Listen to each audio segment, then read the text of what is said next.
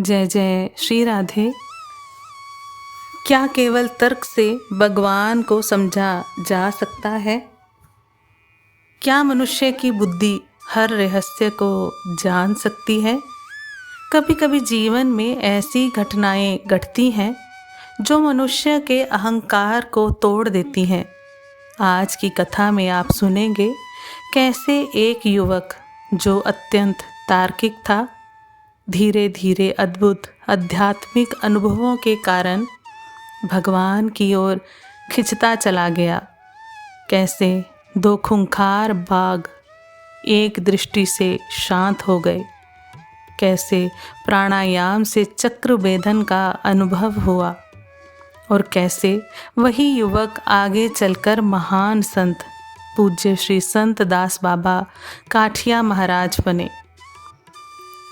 भक्तों, महाराज श्री कहते थे, जब मनुष्य की श्रद्धा कमज़ोर होती है तो वह हर बात को तर्क से समझना चाहता है, लेकिन भगवान कभी कभी ऐसी घटना दिखा देते हैं जो तर्क से परे होती है और वहीं से मनुष्य का अहंकार टूटना प्रारंभ होता है। ऐसी ही दो घटनाएं पूज्य श्री संत दास बाबा महाराज के जीवन में हुई। उस समय उनका नाम तारा किशोर था। एक बार वे सर्कस देखने गए। वहाँ दो भयंकर बाघ एक कर्मचारी पर झपटने ही वाले थे। सब लोग भयभीत थे, लेकिन उस कर्मचारी ने बिना डरे उन शेरों की ओर अत्यंत क्रूर दृष्टि से देखा और आश्चर्य, वे दोनों बाघ शांत होकर पीछे हट गए। तारा किशोर ये देखकर चकित रह गए। उन्होंने सोचा, एक मनुष्य की दृष्टि में इतनी शक्ति कैसे हो सकती है? यहीं से उनके भीतर का तर्क थोड़ा शांत हुआ। भक्तों, इस संसार में केवल वही सत्य नहीं है जो आँखों से दिखाई दे। बहुत कुछ ऐसा भी है जो केवल अनुभव किया जा सकता है। इसके बाद उन्होंने एक योगी संप्रदाय में प्रवेश लिया। उनके गुरु थे पूज्य श्री जगत चंद्र सेन। वे साधारण गृहस्थ थे, एक ऑफिस में क्लर्क का कार्य करते थे, लेकिन भीतर से महान योग साधक थे।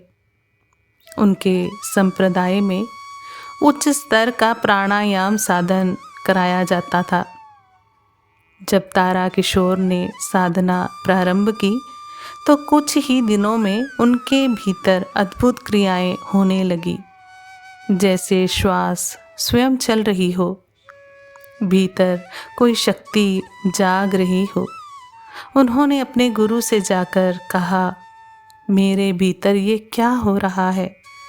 गुरु ने उन्हें पुनः साधना में बैठाया और फिर वही दिव्य क्रिया प्रारंभ हो गई। गुरु महाराज बोले, तुम्हारे भीतर साधन शक्ति का प्रस्फुरण हो रहा है। भक्तों, ये सब उनके लिए अत्यंत आश्चर्य का विषय था।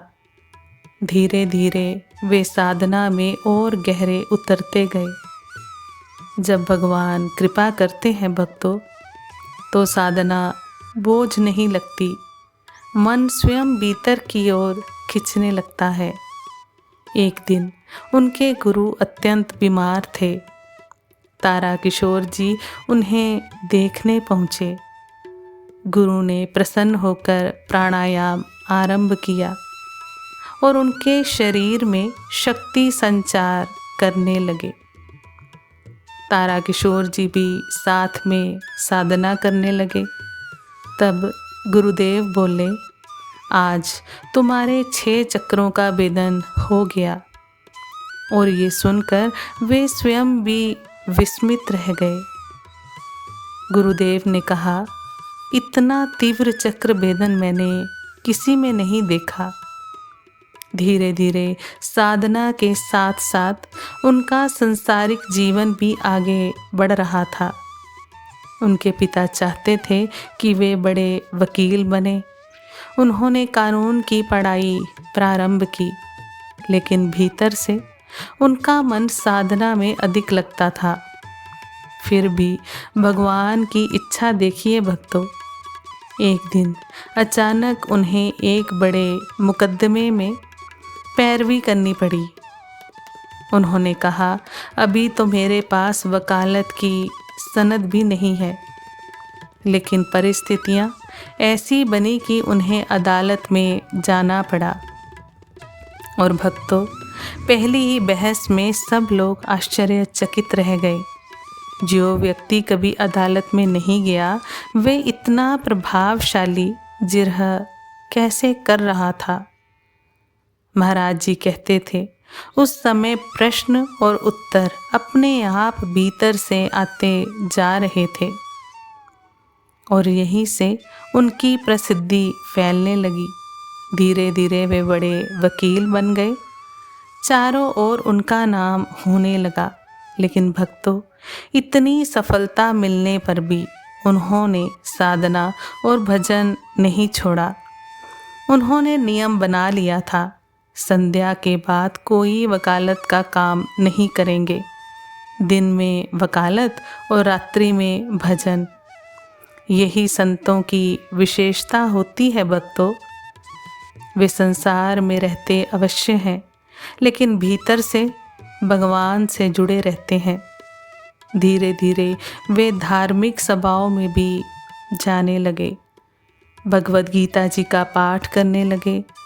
जब वे गीता जी की व्याख्या करते तो लोग मंत्रमुग्ध होकर सुनते रहते। सभा में लोगों की संख्या बढ़ने लगी और भगवान ने उन्हें गीता सेवा का माध्यम बना दिया। तो भक्तों, पूज्य श्री संत दास बाबा महाराज का जीवन हमें ये सिखाता है कि जब भगवान किसी जीव पर कृपा करते हैं तो तर्क धीरे धीरे श्रद्धा में बदलने लगता है। संसार की सफलता मिल जाए, विद्या, बुद्धि, प्रतिष्ठा सब मिल जाए, लेकिन अंततः शांति केवल भगवान के श्री चरणों में ही मिलती है। अगले भाग में हम सुनेंगे पूज्य श्री संत दास बाबा महाराज के जीवन की और भी अद्भुत लीलाएं। यदि कथा ने आपके हृदय को स्पर्श किया हो तो कमेंट में एक बार अवश्य लिखिएगा। जय जय श्री राधे।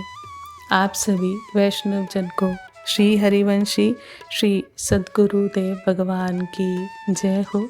जय जय श्री हरिवंश।